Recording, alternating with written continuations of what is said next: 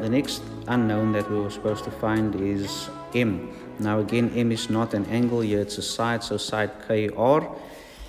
And side KR is part, of course, of the quadrilateral RSTK, but it is also the side of a triangle KFR or RFK or RKF. Again, order here doesn't matter that much. Now, we need to, of course, note that these four triangles, right, the main triangles, if you want to call it that, because there are others, we still have these. We have triangle KTS, which is that one there, and we've got triangle KSR, which is that one there.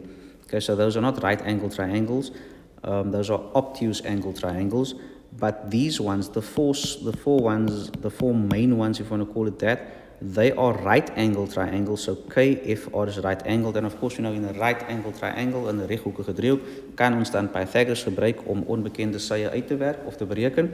Now, do we have enough sides though? If you go back to your given information, they've given us this stuff over here. And in triangle KFR, you would need to, of course, you would need to know side FR, and you would need to know side KF. So both KF or FK and FR, you would need those sides in order to calculate which appears to be the hypotenuse here, because it is opposite the 90-degree angle. So side M is also the hypotenuse, and we would need the other two sides in order to calculate the hypotenuse. So do we have the other two sides? Well, we don't have KF directly, but they've given us KS, right? They've given us KS, and they've given us FS, right? So if I take away FS from KS, I would get KF. Right, so let's start there. So I can say that KS minus FS is equal to the KF part, which is what we want. We can of course write this the other way around, and we can say KF is equal to KS minus FS.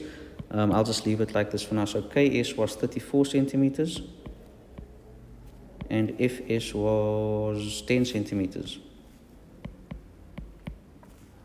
So that's KF. Then that, of course, is 24 centimeters. So KF is 24 centimeters. Then I need the length of FR. So hulle het gesê dat TR is 14 centimeter, en ons weet dat TR is gehalveer deur KS. So ons weet dat TF en FR is dieselfde lengte, 7. So ons weet dat FR sal ek kan 7 centimeter. So you can just say here that FR is equal to 7 centimeters.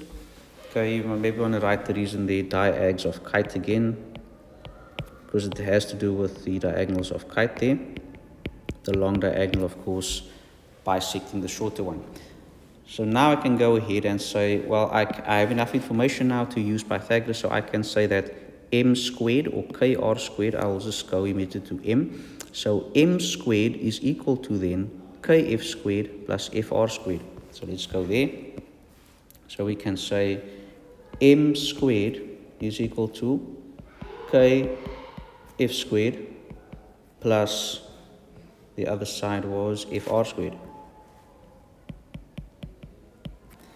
Right, so what is KF? KF is 24 centimeters.